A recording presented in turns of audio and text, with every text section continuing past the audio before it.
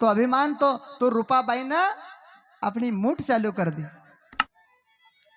अब एक मूठ मारी तो सिंघाजी बाबा ने हाथ में झेल ली, ब्रह्मगिरी बाबा ने ये हाथ में झेल ली, ने दूसरी मूठ मारी तो ये हाथ में झेल ली।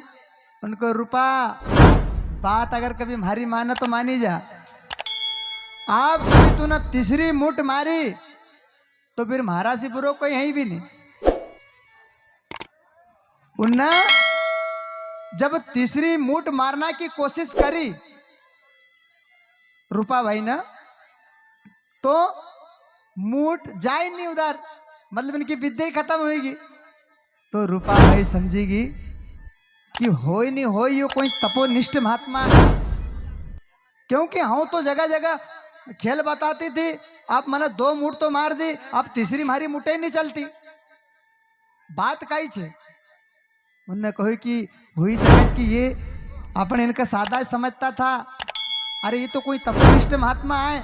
जैसे रूपाबाई ब्रह्मगिरी बाबा का चरण में पड़ी जाए और शास्त्र व दंडवत प्रणाम करा और कहने लगे कि दादा हम तुम्हारी लीला का जानी नहीं पाई कि तुम इतना बड़ा समर्थ छे,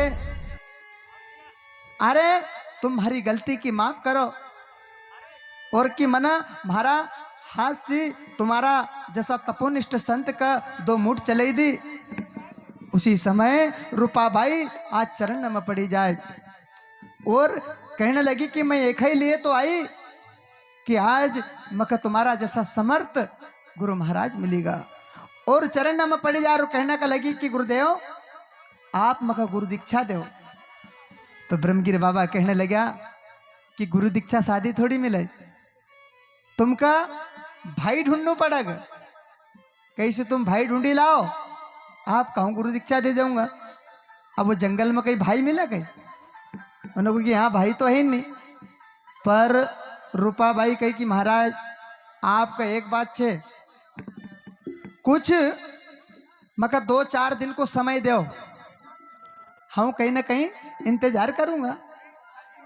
उनको ठीक छे। अब रूपाबाई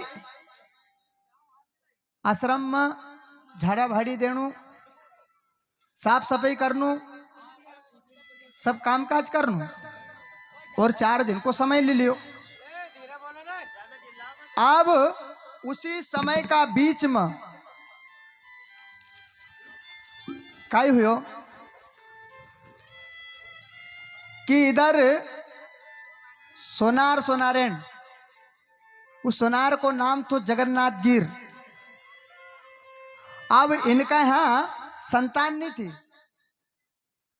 अब संतान नहीं थी तो इन्हें कहे कि चलो अपन विश्वनाथ काशी चला,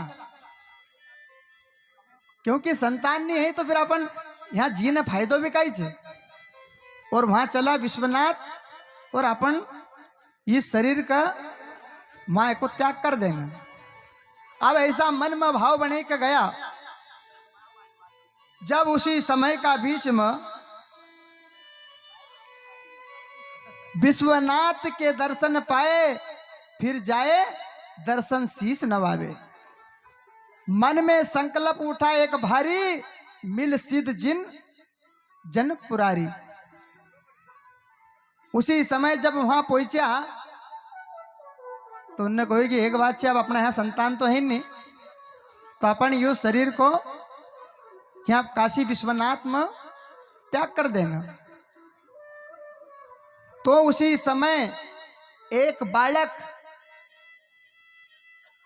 वो बालक साधारण बालक नहीं था, वही राजा परीक्षित बनी न, और वो बालक जब वहां आवाज और उस माता पिता ने सिखाने की बात कही छे, आप यहाँ आया, आपका तो खुशी होनी चाहिए, आपका चेहरा पर उदासी क्यों छे? उन्होंने कहा महाराज बात एक छे कि हमारा यहाँ संतान नहीं है, अब हमारो तो कोई सहारो ही नहीं है, और अब जीना से भी फायदो काई छे। तो वो बालक कहने का लग्यो,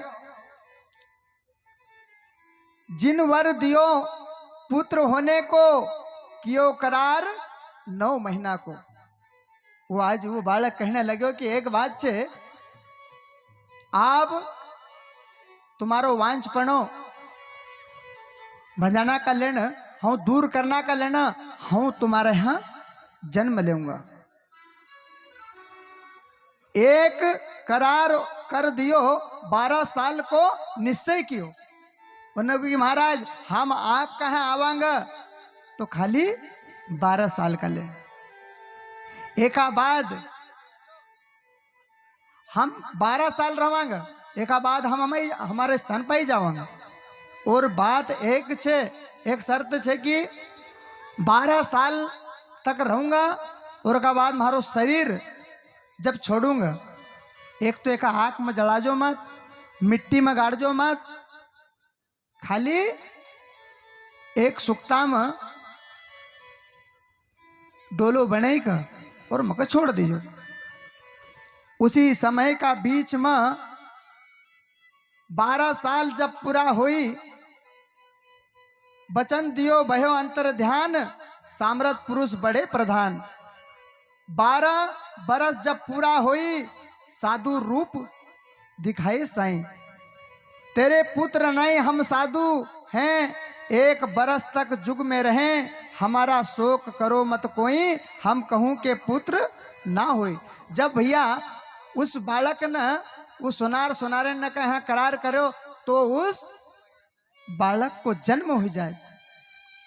अब जैसो ही जन्म हुयो, तो छोटो सो बच्चो बड़ो हुयो, तो उनने कहे कि एक बात है, अब यो बड़ो बच्चो हुई, आप कहीं ना कहीं अपने एक ही शादी कर देवा, एक को विवाह कर देवा, क्योंकि इन तो 12 साल का लेना आया था। अब जैसे ही महाराज इनकी शादी करना को निश्चय कियो, तो उसी समय का बीच में वो बालक कही कि देखो अब हमारी कोई शादी ब्याह, जबरदस्ती उनने कहे कि आप नहीं मानता तो इनकी शादी तो कर ही दो। अब जैसे ही महाराज इनका शादी करना की बात करी और हल्दी लगी और कहीं मांगनी करी, और उस समय का ऊपर क्योंकि इनने तो करार कियो तो जैसो करार करो, और 12 साल का बाद स्वयं वो बालक 12 साल का बाद अपनो प्राण पंखीर उड़ी जाए। आज वो सोनारेन का आंख नम से आंसू की धार बहो कि देखो आज अपना यहाँ 12 साल रहो और अपन ना तो की जिम्मेदारी पूरी करी पाया। आज अपना सामने कभी ब्याह हुई जातो, शादी हुई जातो तो अपनो सहारो होतो, पर बाबा को तो कहना तो कि हूँ खाली 12 साल रहूंगा। अब उसी समय वो बालक अपनी देही को प्रत्याग कर दे। उसी समय का ऊपर वो बालक ने तो करार करी कहा तो कि मक मिट्टी में गाड़ जो भी मत, आग में जला जो मत। उसी समय का बीच में वो सोनार का पास तो कमी नहीं थी धन की, सोना को डोलो बना और उस बालक का उस डोला में पेटी में बंद कर दे और भाम सुक्ता में बही दे। जब भाम सुक्ता में बहावज तो वो बालक को पिंजरो बहतो बहतो बहतो बहतो कपूरगढ़ जगन्नाथ गिर की ओर आई रहा। अब जैसो आयो तो रूपाबाई वहां की जगह स्नान ध्यान कर रहा था। अब उधर से वो बालक को पिंजरो जब बहतो बहतो आयो तो की नजर पड़ी। उन्होंने कहा कि जब आसो कौन आई रोज, और बिल्कुल आसो सोनो भी चढ़ चढ़ कर तो चिलका। अब जैसे ही पास में आयो तो रूपाबाई ने उस बालक का पिंजरा का वो डोला का पकड़ो और लगायो किनार पर। अब जब वो खोलो तो उस बालक को मृतक शरीर। उन्होंने कहा कि ये तो बोलतो भी नहीं है, और झट दौड़ती दौड़ती और अपना गुरु महाराज का पास जाए। गुरुदेव आप कहता था कि भाई ढूंढीला मैंने भाई ढूंढी लायो। ये देखो अब ये भाई तो मिली गो पर वो बोलतो नहीं है। तो जब ब्रह्मगिर बाबा भी आया तो उनने देखो कि ये तो बोलतो नहीं है। तो उसी समय रूपाबाई कहने लगी कि देखो महाराज, देखो एक हाथ भी छे, पाए भी छे, बढ़िया सब सुरक्षित छे, खाली बोलतो नहीं है। अब बोलाना काम तो तुम मारो छे, तुम एक बोलाड़ो, क्योंकि माना तो तुमका गुरु भाई, तुम कहीं गुरु भाई तो गुरु भाई तो आई गो। उन्होंने कहा कि महाराज अरे ये तो मृतक शरीर छे, और अब यो बोला कसो। उसी समय का बीच में ब्रह्मगिर बाबा जगन्नाथ गिर से कहने लगा कि देखो अब ये रूपाबाई तो हट पड़ेगी।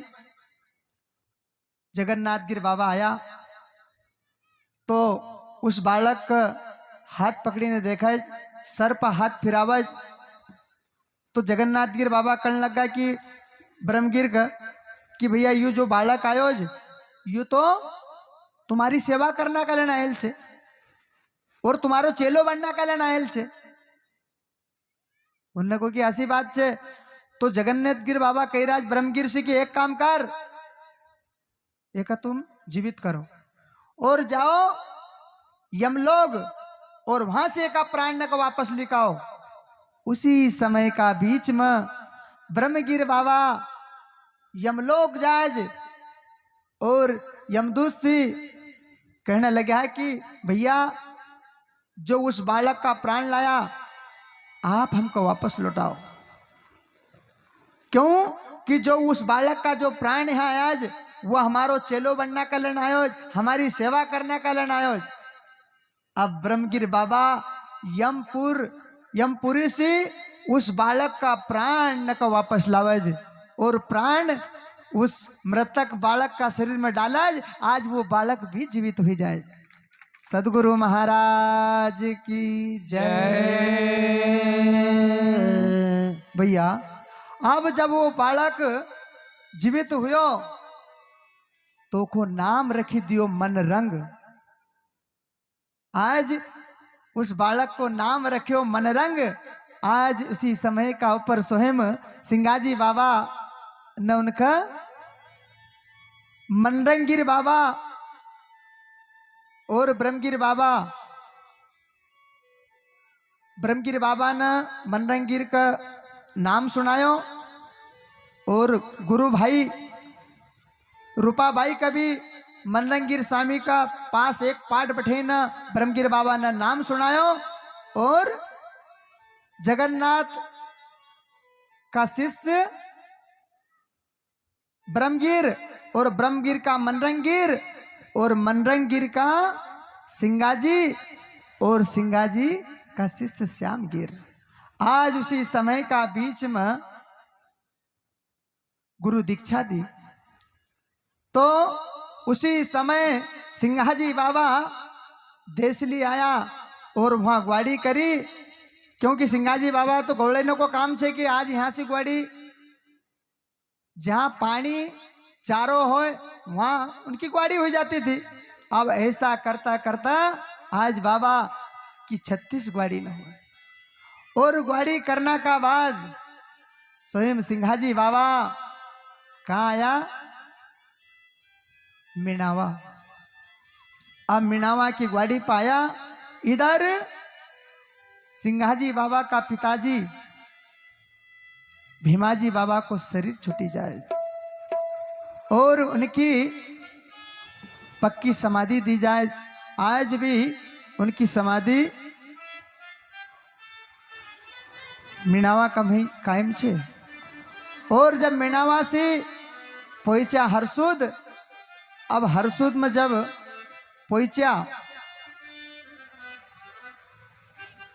तो राजा, पहले राजा न को ही राज चलतो थो, तो इधर भामगढ़ का राजा लखमे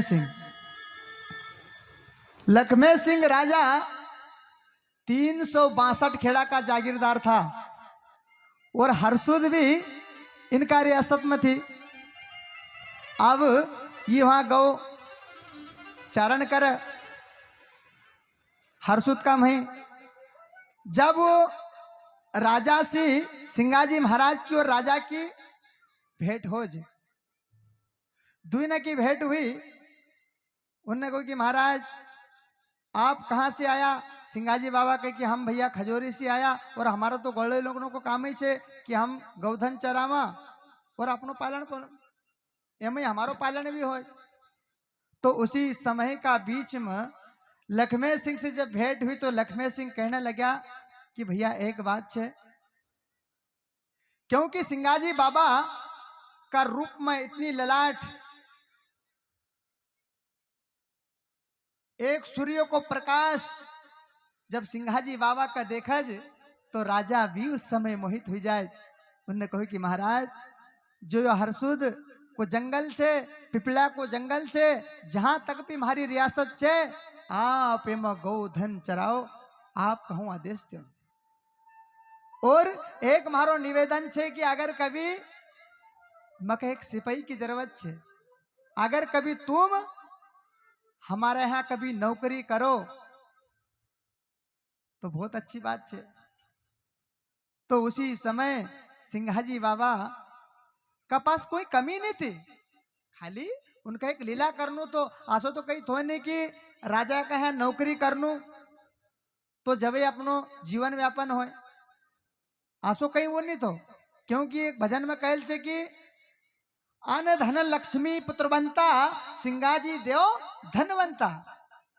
इनका पास कोई बात की कमी नहीं थी, धन दौलत गौधन इनका पास कोई बात की कमी थोड़ी थी। अब इन्ना राजा कहा 1 रुपया महीना में नौकरी करना को निश्चय कर लिया। अब नौकरी करनू तो इनका नौकरी भी दी एक डाकमैन की, एक डाकिया की। हरसुद से डाक भामगढ़ ले जानो और भामगढ़ से डाक हरसुद लानो, इनको यू नीत को काम था। ये हमेशा काम करता था।